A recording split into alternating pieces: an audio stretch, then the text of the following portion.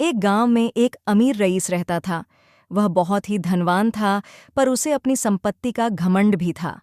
गांव के लोग उसकी दौलत देखकर जलते तो थे, लेकिन उसकी कंजूसी की वजह से उसे दिल से पसंद नहीं करते थे। रईस को लगता था कि पैसा ही सब कुछ है, और इसी घमंड में उसने कभी गरीबों की मदद नहीं की। गांव में एक किसान भी रहता था जिसका नाम रामू था। रामू बहुत गरीब था, लेकिन दिल का बहुत उदार और ईमानदार था।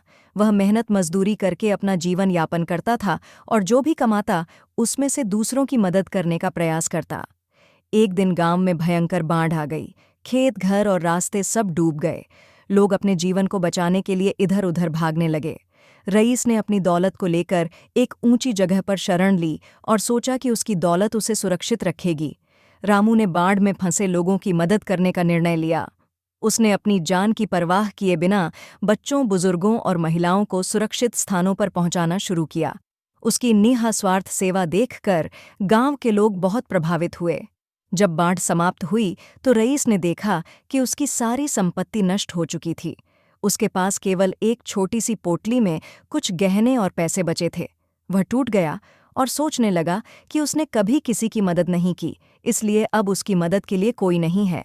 दूसरी ओर रामू की मदद और सेवा के कारण गांव वालों ने मिलकर उसकी हर संभव मदद की। उन्होंने उसके खेत की मरम्मत की और उसे नई फसल बोने के लिए अनाज और बीज दिए। इस घटना से रईस को एहसास हुआ कि सच्ची दौलत धन नहीं, बल्कि लोगों का प्यार और सम्मान है।